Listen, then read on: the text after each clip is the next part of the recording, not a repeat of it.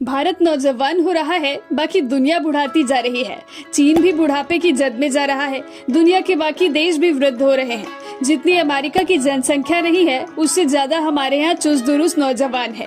भारत की आबादी का आधा हिस्सा 29 साल से कम का है। तो इससे क्या बदल जाएगा? इससे भारत के लिए बहुत कुछ बदल जाएगा। चीन को पीछे छोड़ते हुए भारत फिलहाल दुनिया का सबसे अधिक आबादी वाला देश बन गया है। भारत की बढ़ती आबादी भारत के लिए खुशी और चिंता दोनों लेकर आई है। भारत की जनसंख्या चीन से 29 लाख अधिक हो गई है। एक साल में भारत की आबादी 1.56% बढ़ी है। अभी यह आबादी और अधिक बढ़ेगी। संयुक्त राष्ट्र जनसंख्या कोष यानी UNFPA ने ताजा आंकड़ों में साफ कर दिया है कि भारत आबादी के मामले में चीन को पीछे छोड़ते हुए सबसे आगे निकल आया है। UNFPA की the state of world population report 2023 में ये जानकारी सामने आई है। रिपोर्ट के अनुसार भारत की जनसंख्या 142 करोड़ 86 लाख हो गई है। वहीं चीन की जनसंख्या 142 करोड़ 57 लाख है। भारत चीन से 29 लाख आगे निकल आया है। जल्द ये आंकड़ा और अधिक बढ़ेगा। लेकिन भारत के लिए खुशी की बात यह है कि हमारी आबादी का 68% 15 से 64 आयु वर्ग में है, यानी नौजवान, और नौजवान यानी कामकाजी लोग। भारत में 65 वर्ष की उम्र के सिर्फ 7% लोग हैं। इसका अर्थ हुआ भारत के पास तरक्की की बड़ी संभावनाएं हैं, क्योंकि जब आबादी में कामकाजी लोगों की संख्या बच्चों और बूढ़ों से ज्यादा हो जाती है तो इसके कारण तेज आर्थिक तरक्की की संभावना बनती है। अभी भारत में मीडियन एज 29 है, यानी हमारी आबादी का लगभग आधा हिस्सा 29 साल से कम उम्र का है। वहीं चीन बूढ़ा होने की राह पर है। अभी चीन की मीडियन एज 39 साल है, जो कि साल 2050 तक 51 हो जाएगी। कुछ यही हाल दुनिया के बाकी देशों का भी है। ब्राजील और ब्रिटेन से लेकर अमेरिका और जापान जैसे देशों में मीडियन एज 34 से 49 साल तक हो गई है। यानी भारत के पास नौजवानों का पूरा एक देश है।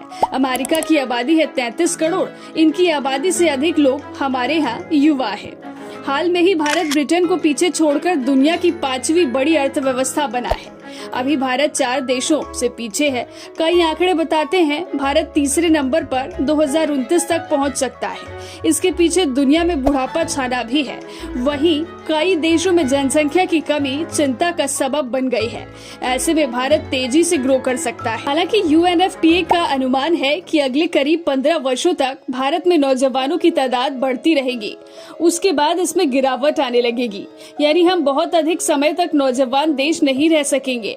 ऐसे में भारत के पास 30 साल का वक्त है। इन 30 सालों में भारत तेजी से आगे बढ़ सकता है, मगर यह इतना आसान नहीं होगा। भारत को अपना वर्कफोर्स बढ़ाना होगा। वर्कफोर्स के मामले में भारत अब भी दुनिया की बड़ी अर्थव्यवस्था वाले देशों से काफी पीछे है। इसके पीछे कई कारण हैं, जिसमें से एक महिलाओं की कम भागीदारी भी है। वर्कफोर्स बढ़े, इसके लिए बच्चों को अच्छी और सस्ती शिक्षा मुहैया कराना होगा।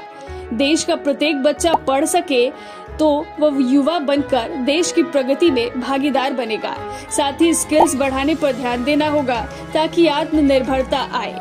भारत ने बीते कुछ समय से अपनी आर्थिक स्थिति में सुधार देखा है, लेकिन बेरोजगारी अब भी भारत की बड़ी समस्या है। देश में नई नौकरियां बनानी होगी। इसके लिए शिक्षा और स्किल्स दोनों पर जमकर काम करना होगा।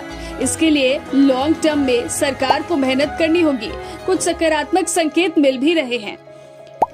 हाल में ही वित्त मंत्री निर्मला सीतारमण ने कहा कि आगामी बजट ऐसा होगा जिससे अगले 25 वर्षों के लिए तरक्की का आधार बन सके। भारत की आबादी बढ़ गई है, अब भारत का वर्कफोर्स बढ़ाना है। भारत आबादी में अव्वल हो चुका है, अब प्रगतिशीलता लानी है। देखना है भारत अपने युवा शक्ति के साथ आने वाले 30 सालों में कहां तक पहुंचता है।